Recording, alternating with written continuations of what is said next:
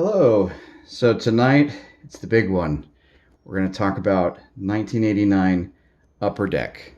So this is in my series of talking about the junk wax baseball cards I grew up with. And if you were a kid collecting baseball cards in 1989, you will remember 1989 Upper Deck. It was a game changer. You have to understand, in 1989, this was before the internet and all that information that you can have nowadays instantly. I remember I had started collecting baseball cards in 89, and I'd been collecting for a few months, and I got a call from a friend of mine.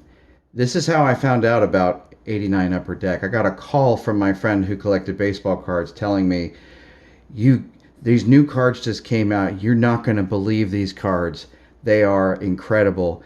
And trying to explain over the phone what 89 Upper Deck was like, to me, it was just like, at that age, it sounded like something unbelievable.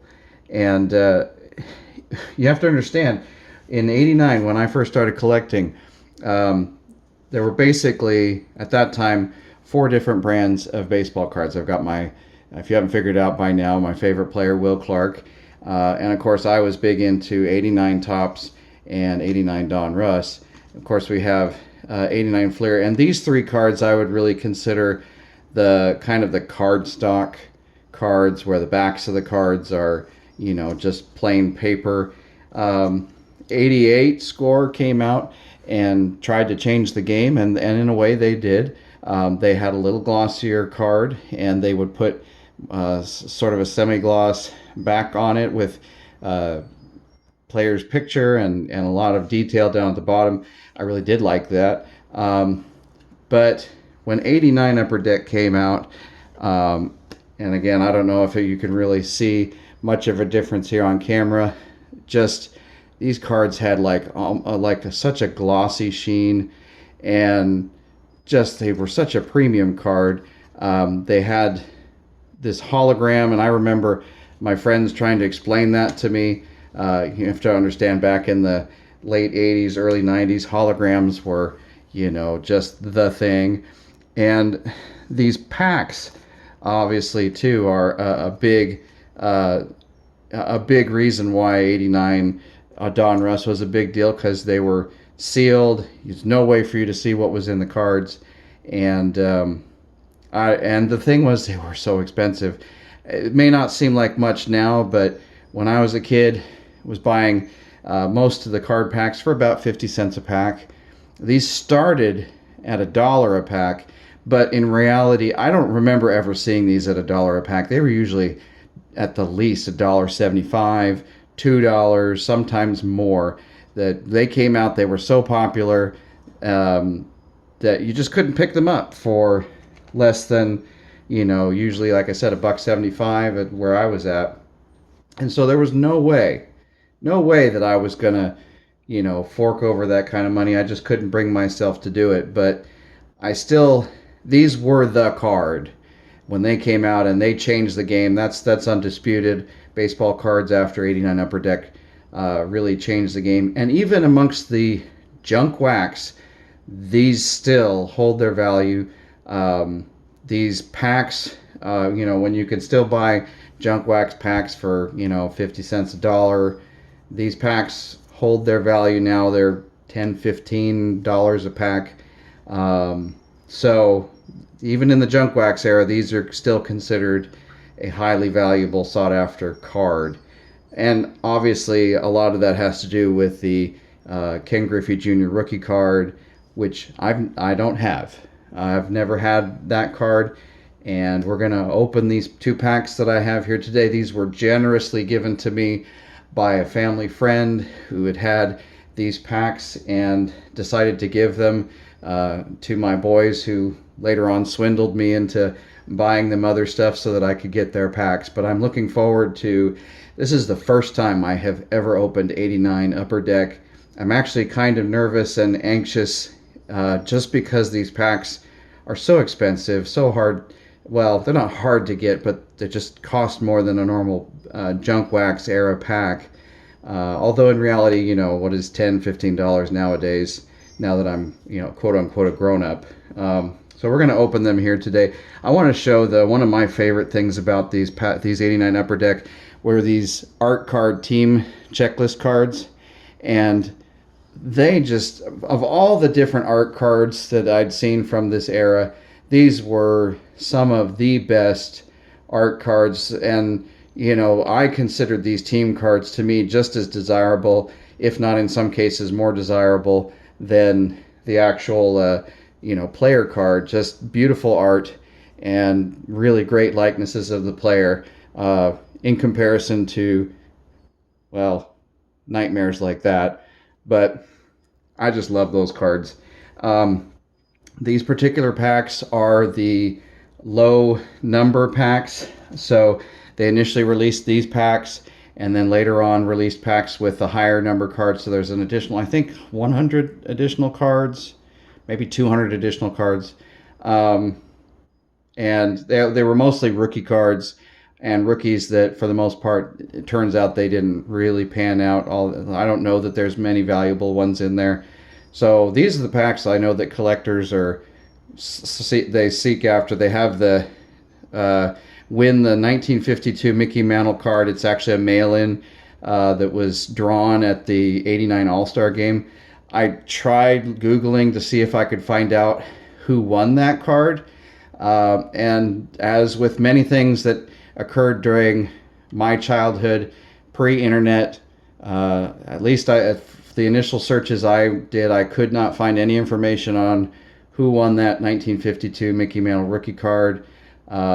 But I assume somebody won it, but maybe we'll never know.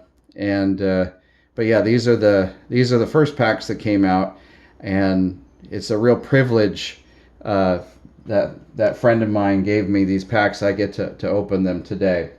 So without further ado, it's not a whole lot. I recognize that. It's hard enough for me to bring myself to open these just because they are sort of the holy grail of the Junk Wax era baseball card packs. And I'm gonna have to tear into them, and let's hope I find something. I'm something like a 5% chance, less than 5% chance I could pull the Ken Griffey Jr. rookie card. Probably not going to happen, but still, I'm going to allow myself as a grown-up the privilege of opening these 1989 Upper Deck baseball cards. All right. See who we've got. Eric Show, Aaron Smith, John Shelby, Mike Marshall, Randy Bush, Dr. Oh, sweet! I don't have this card. Don't have many 89 Upper Deck. As I mentioned, I didn't buy packs as a kid. I had to trade for all of them, and I really only... They were such a premium even for trading or buying them from dealers that I really only got a few. I did not have this Mark McGwire. So cool. Eddie Murray.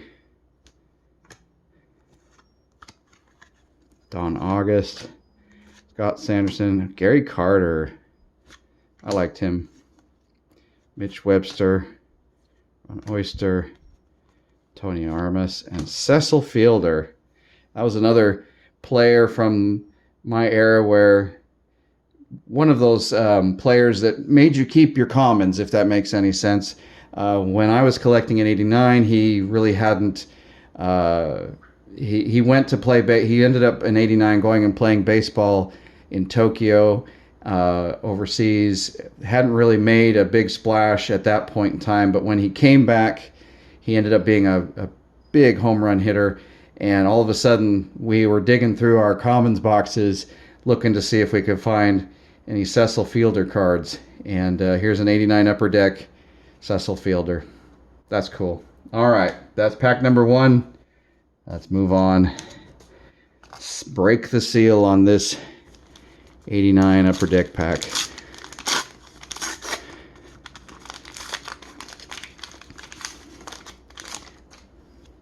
Oh, there we go.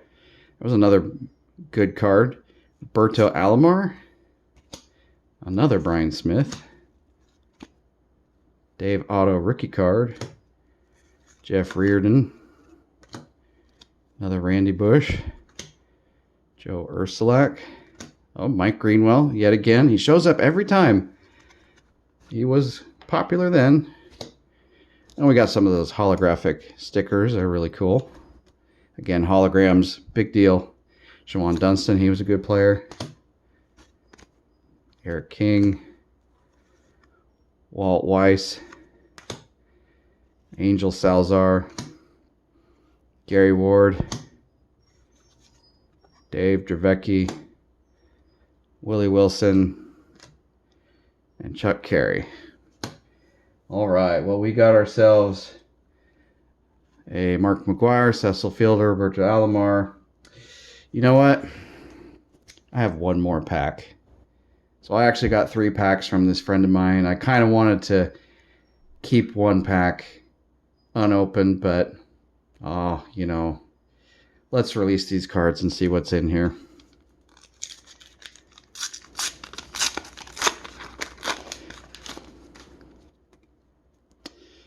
And, you know, you could do that and find out you get all commons. And that's the thing that gives me anxiety about these packs. When you're opening 50-cent packs, who cares? But $10 packs, at least for me, a little more of a, ugh. It's like shooting expensive ammo. Bobby Bonilla, that's a good one. I like Bobby Bonilla. Rookie Rolando Lombs. Oh, there's that Edwin Correa we talked about on a previous one. Frank Viola. Shane Rowley. Jackie Gutierrez. We got some sticker. Alvin Davis. Andy Hawkins. Rob Murphy. Oh, there's Jay Buhner. Tracy Jones. Brett Saberhagen. John Moses. And Daryl Evans. You know, even the commons players seems like just a, I don't know, a little more special when you're opening 89 Upper Deck. That's cool. That's a first for me. So now I've got some additional 89 Upper Deck to add to my collection. And wow, first time ever opening those packs. Thank you so much to my friend Carney for those cards. And this has been a lot of fun. I'll have to think about maybe getting some more cards down the road. But for now, that's it for my series on collecting cards in the junk wax era. Thank you so much for watching.